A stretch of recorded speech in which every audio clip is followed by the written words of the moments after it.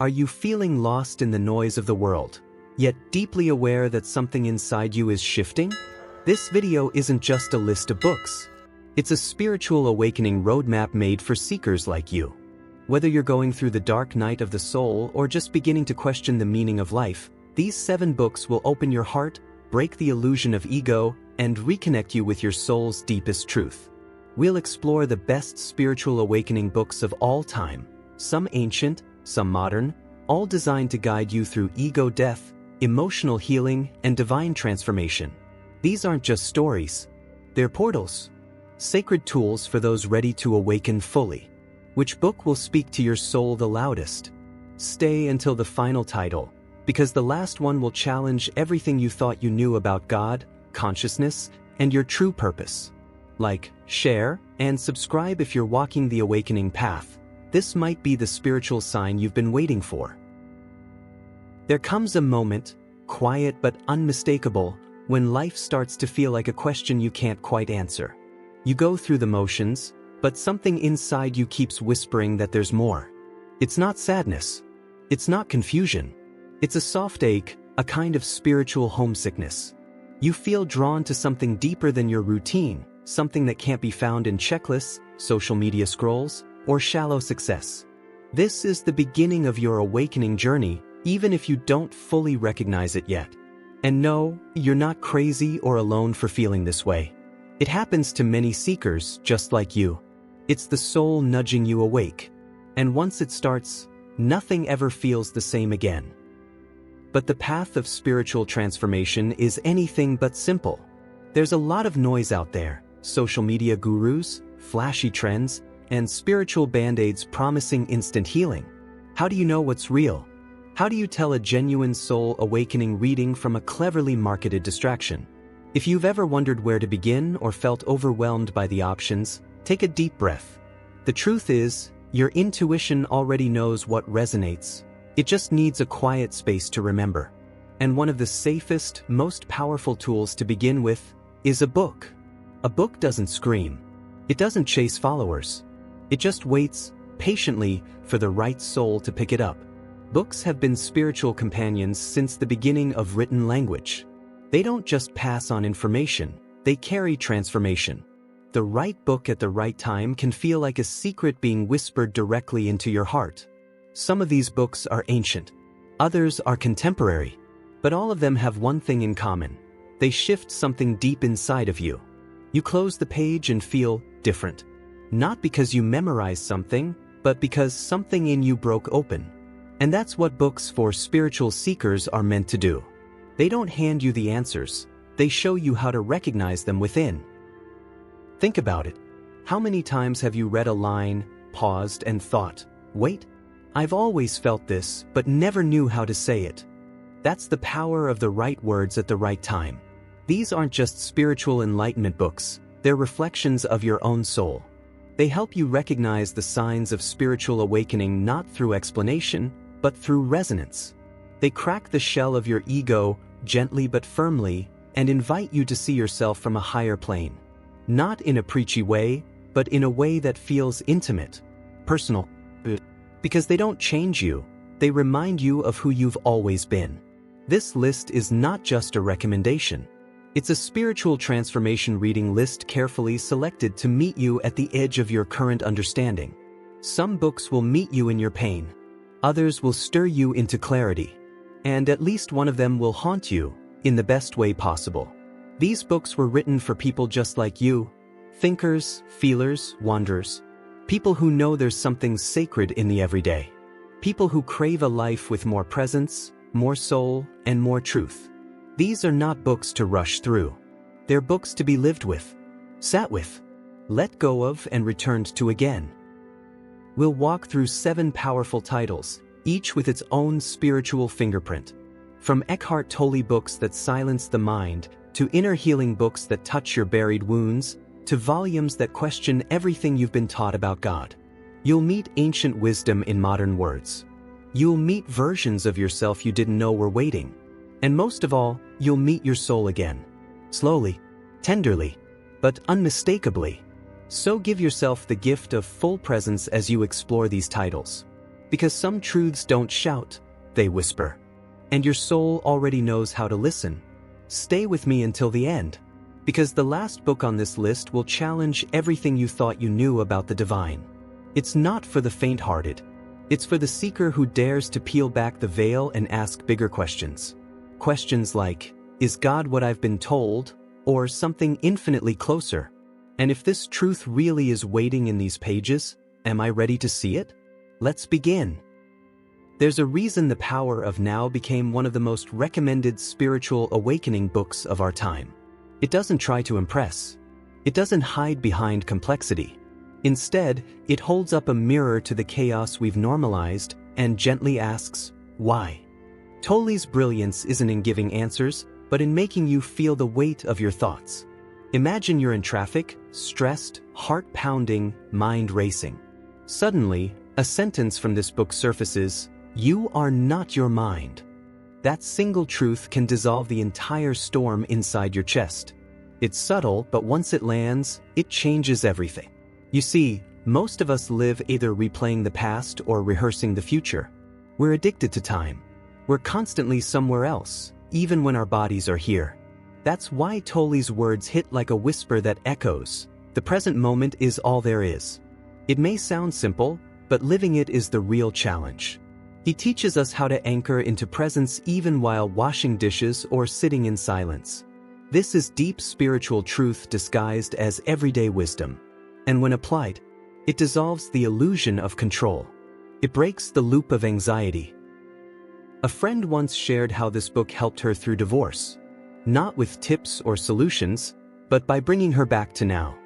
"I was spiraling," she said, "but when I read those pages, I realized my pain wasn't the moment itself, it was the story I was telling about it."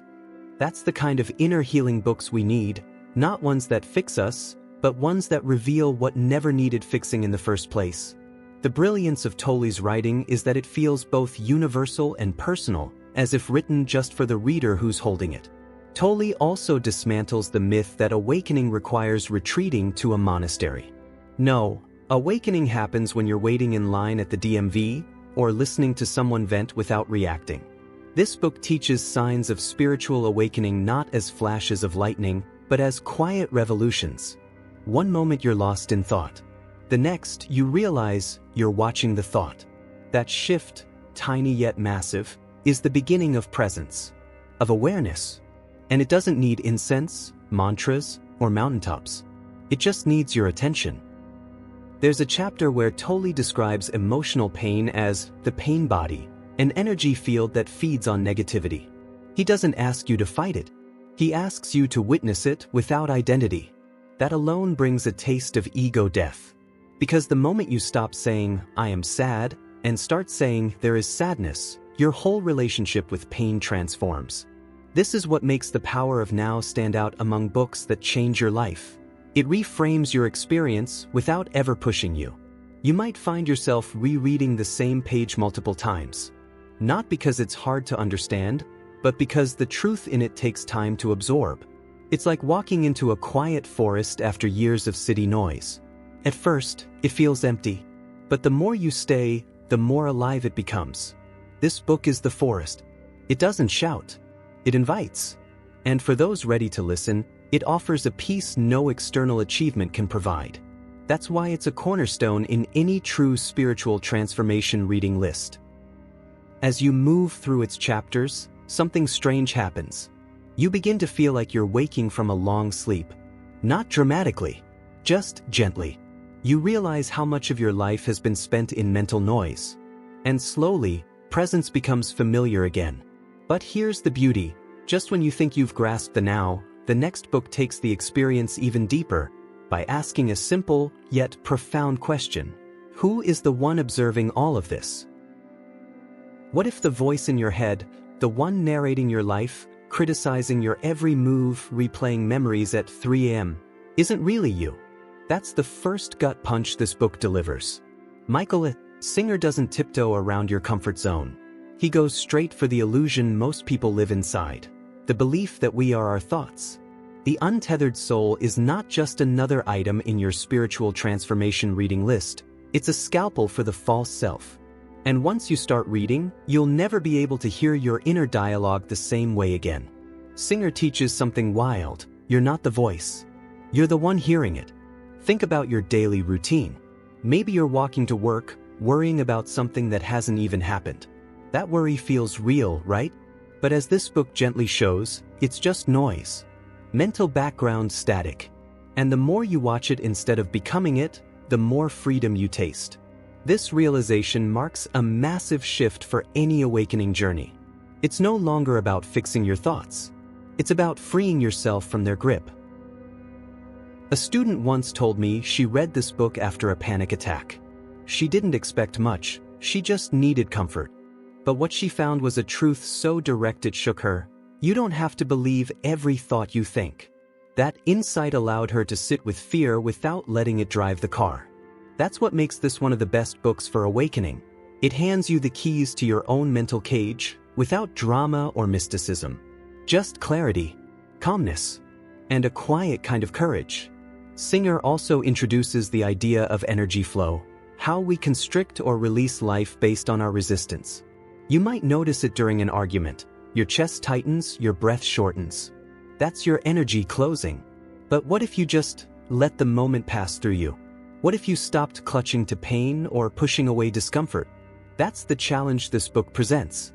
And while it might sound simple, practicing it will stretch you beyond ego.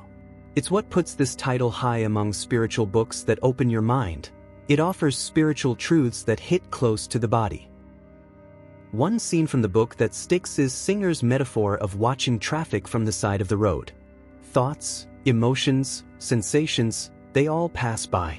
But you don't have to chase them. You just watch. That image alone changed the way many readers approached anxiety, anger, and grief. This is why The Untethered Soul stands tall among must-read spiritual books. It doesn't just describe consciousness, it helps you feel what it means to live from it. And it offers peace not through control, but through surrender. This book doesn't offer shortcuts or promises of constant bliss. Instead, it gently dares you to get comfortable with being uncomfortable. To witness your inner storms without diving in. That's a whole new level of freedom, one that resonates deeply with anyone facing the dark night of the soul.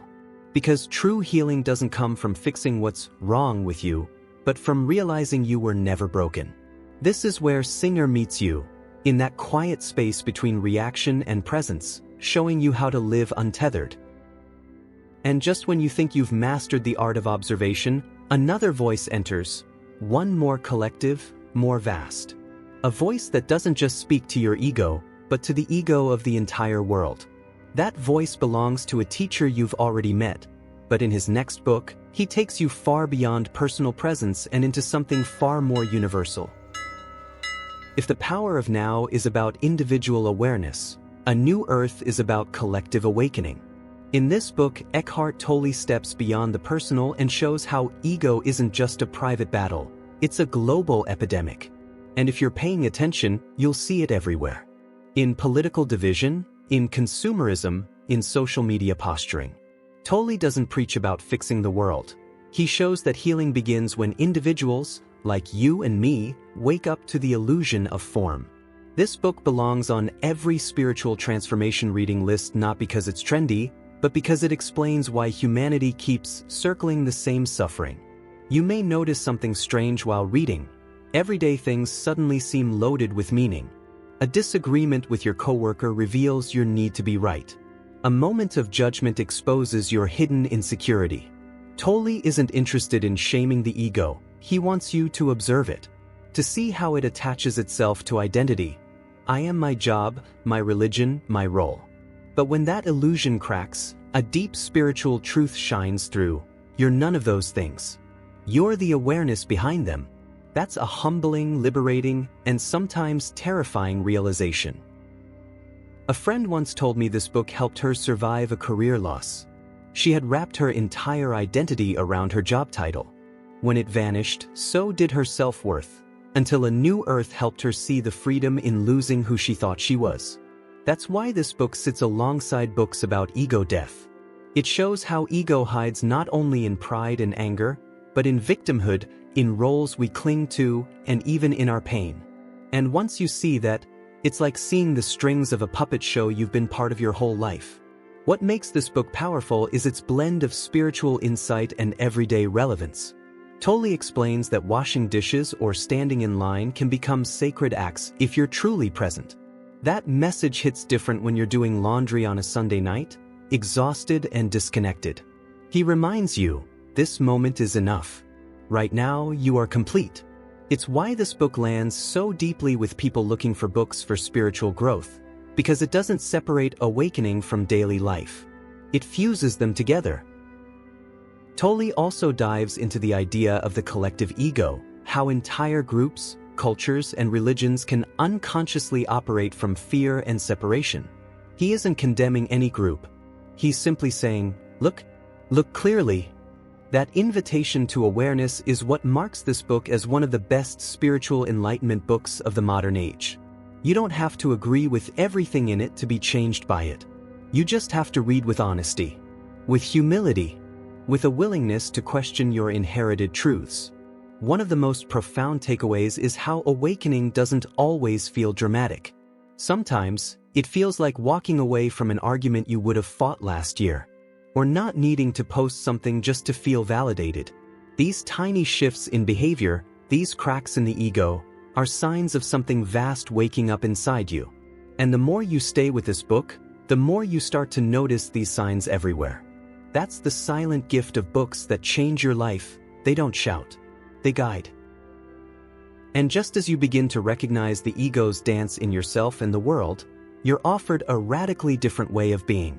A way that doesn't involve grand philosophies or cosmic visions, but rather 4 ancient agreements, quiet, powerful, and surprisingly difficult to follow. At first glance, the 4 agreements might look too simple to shake your soul. But don't let the brevity fool you. This small book carries ancient Toltec wisdom packed into 4 deceptively simple codes of life. And when applied, really applied, they dismantle lifelong habits of suffering. Ruiz doesn't write like a philosopher or a mystic. He writes like a teacher who knows pain, who's lived the lies of the mind, and who's come back with tools. That's what places this among the top books for spiritual seekers. It doesn't speak in riddles, it speaks in truths. Take the first agreement: be impeccable with your word. It sounds obvious, until you realize how often you speak against yourself. Think of how many times you've said, "I'm not good enough," or "I always mess up." Ruiz shows how these phrases are like spells, shaping our self-image and distorting our power. That moment in the mirror when you criticize your body? That offhand comment to a friend that left a sting? They're not just words. They're vibrations. And becoming conscious of them is one of the most practical signs of spiritual awakening. The second and third agreements, don't take anything personally and don't make assumptions, are harder than they sound. Someone ignores your message, and instantly your mind builds a story. They don't respect me. I must have done something wrong. Ruiz exposes how much of our emotional suffering comes not from what others do, but from the meanings we attach to their actions. This book is a guide for daily liberation. That's why it fits seamlessly among books for spiritual growth, because it turns every conversation, every trigger, into a doorway to freedom. And then comes the fourth: always do your best. Not as a call to perfection, but as an anchor in presence. Ruiz reminds us that our best changes depending on energy, emotions, and life seasons. Your best today might be resting. Tomorrow it might be creating. The key is honesty. This principle gently dissolves guilt and procrastination, the twin poisons of the mind. It's what makes this one of the most must-read spiritual books for those who want change without self-punishment. The wisdom here isn't lofty. It's practical, grounded, real. I once met a therapist who said she built her entire practice around these 4 principles. Not because they were trendy, but because they worked. Her clients, people navigating addiction, loss, heartbreak, found peace not through diagnosis, but through agreements. It's rare to find inner healing books that are both ancient and immediately applicable. But this one meets you where you are, whether in a boardroom, a marriage, or sitting alone with your thoughts. That's the magic Ruiz offers. You'll notice, too, that the more you live these agreements, the quieter your mind becomes. Not because your life gets easier, but because you stop feeding the drama. You become the observer again. But now, it's not just a passive witness. It's an intentional one. One who chooses the words you speak, the meanings you create, and the energy you hold. Slowly, these 4 principles become your compass, returning you to center again and again. This book earns its place in the lineage of spiritual books that open your mind because it speaks directly to your everyday decisions. And once you've built that inner compass, once the external world no longer defines your worth, you're ready to step into something larger than yourself. A story that stretches across cultures, miracles, and divine mysteries, and begins in the soul of a child born in India, destined to awaken millions. Some books feel alive. They don't just inform you, they breathe with you. Autobiography of a Yogi is one of those sacred texts. It doesn't follow a self-help formula or offer a 5-step plan. Instead, it invites you to witness the extraordinary path of a man who dared to blend East and West, science and spirit, devotion and discipline. From his childhood in India to his journey bringing yoga to America, Yogananda's story flows like scripture. That's why this title is legendary among spiritual awakening books. It reads like a personal encounter with the divine. What strikes you first is how naturally the miraculous appears. Levitation, teleportation, visions of saints. Yogananda doesn't try to convince you, they're simply part of his experience. And whether you believe in miracles or not, there's something disarming about his sincerity. He's not selling magic. He's revealing a deeper reality, one where spirit transcends logic. For many, this book marks the beginning of the awakening journey because it stretches the imagination past the material world. And in that stretch, something inside you begins to remember. I once knew a man, very analytical, a tech entrepreneur. He picked up this book expecting folklore. Instead, he cried. Not because of the mystical stories, but because he felt something ancient stir within him. He told me, "This isn't just a biography. It's a mirror." That's what makes this book so powerful among soul-awakening reading. It doesn't matter if you're religious, skeptical, or spiritually curious. What matters is whether you're open to the idea that there is more to life, more to you, more to reality. Beyond the miracles, what grounds this book is Yogananda's humility.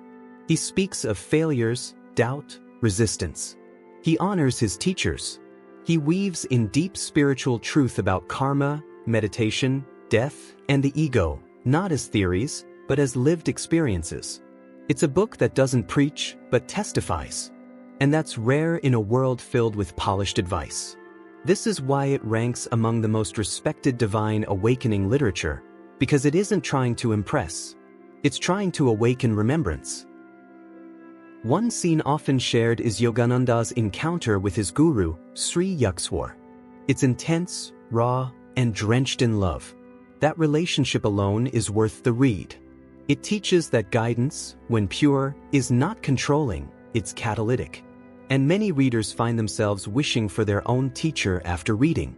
Not a guru on a pedestal, but a guide who helps them access what's already inside. That's the real gift of this book. It becomes a teacher, a companion, a frequency you return to again and again, a lighthouse for anyone seeking books that change your life. The impact of autobiography of a yogi goes beyond personal transformation. It planted seeds in the West that shaped everything from meditation culture to Eckhart Tolle books and the mindfulness movement. Even Steve Jobs famously had this as the only book on his iPad. It's that kind of influence, quiet, massive, enduring. If you feel drawn to devotion, to mystery, to merging logic with the mystical, then this is one of the best books for spiritual growth you'll ever hold. Not because it will answer all your questions, but because it will awaken better ones. And just when you think you've reached the spiritual peak with saints and miracles, a new voice emerges. One that blends psychology, intention, and the very architecture of the soul. A voice that says, "You're not here by accident, and your every choice echoes into eternity." The seat of the soul doesn't yell to be heard, it hums. Quiet but profound.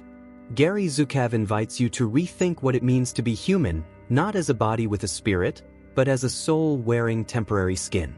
His language is calm, almost gentle, but the ideas shake your foundations. He proposes that the universe is designed for soul evolution, not survival of the fittest. And with that, everything changes. It's no wonder this book became a cornerstone among spiritual enlightenment books, because it dares to ask, what if your life isn't random at all? Zhukav speaks often about intention. Every thought, choice, and reaction carries a frequency. And these frequencies either expand your soul or contract it. Imagine you're in traffic, someone cuts you off, and anger rises. But instead of reacting, you pause and ask, what energy do I want to put into the world? That moment is soul work. That's the kind of inner healing books people don't expect. Ones that don't teach you to escape the world, but to change the way you move through it.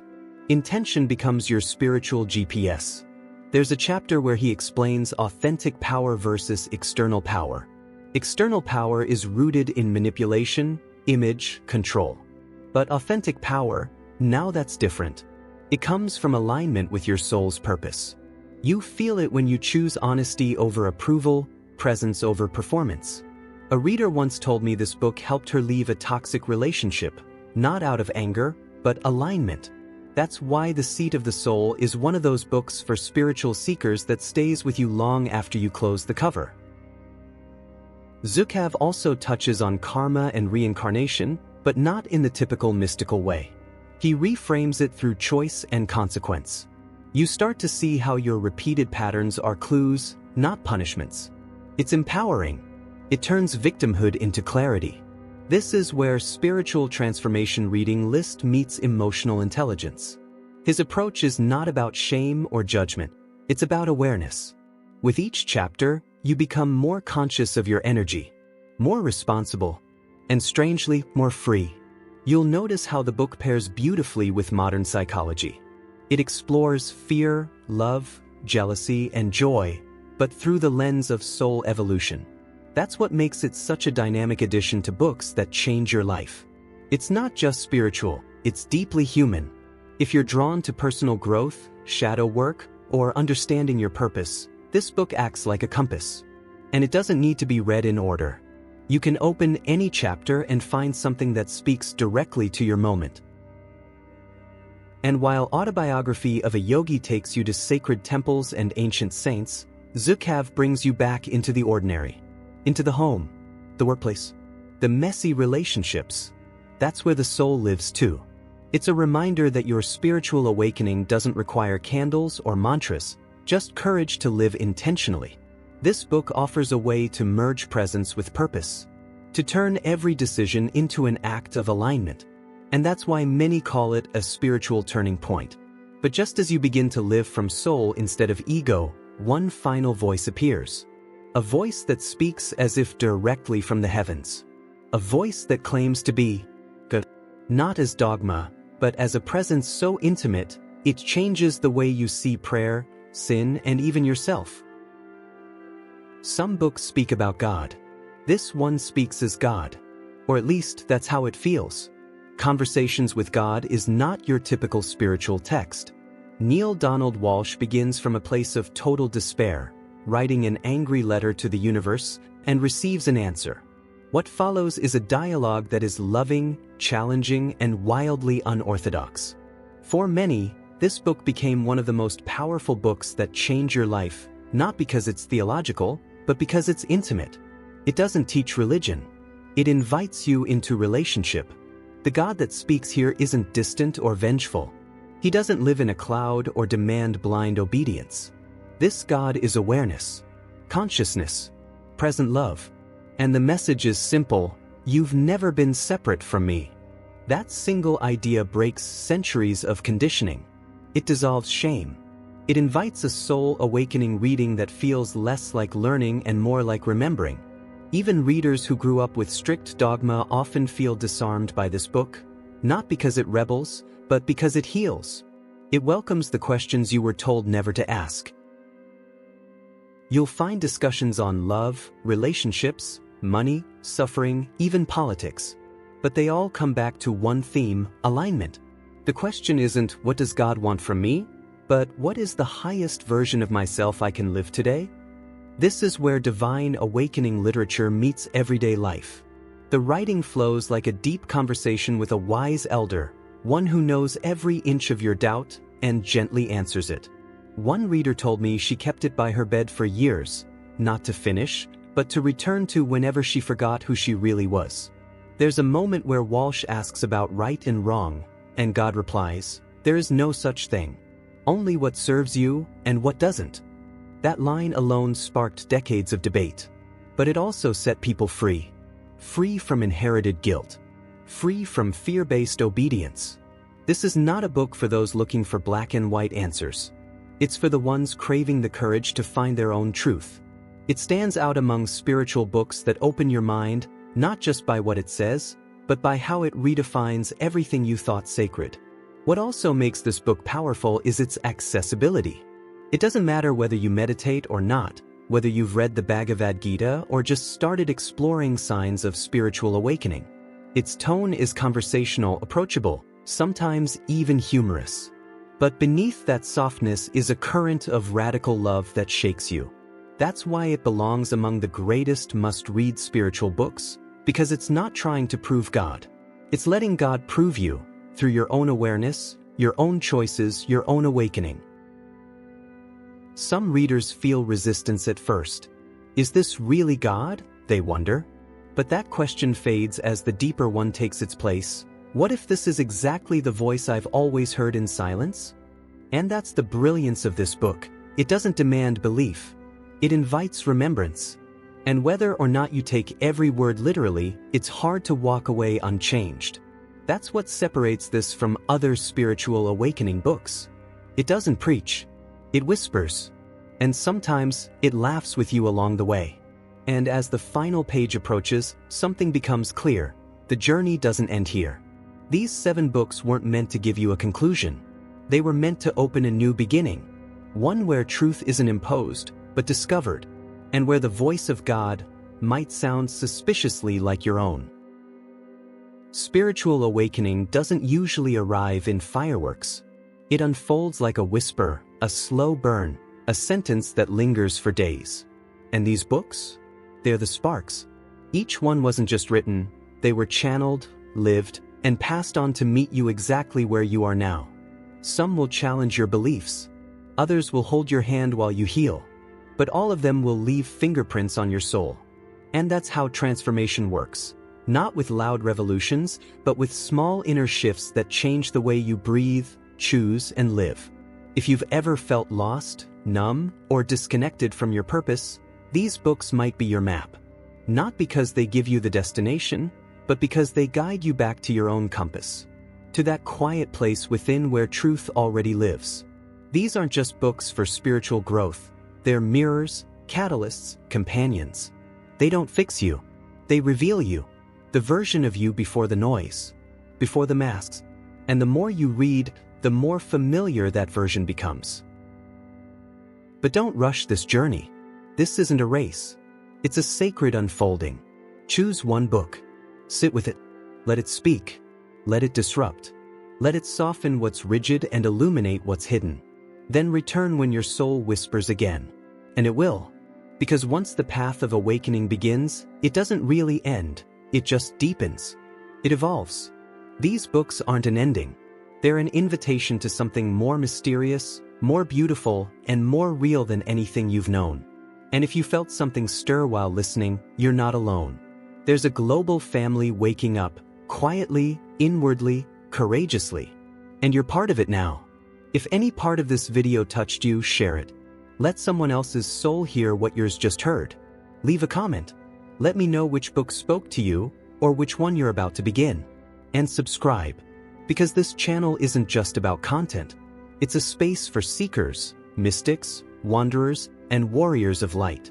And I want you with us. So the question is, which page will you turn first? Which truth are you ready to hear now? Because the next chapter of your soul's evolution begins with a choice. And something tells me you already made it.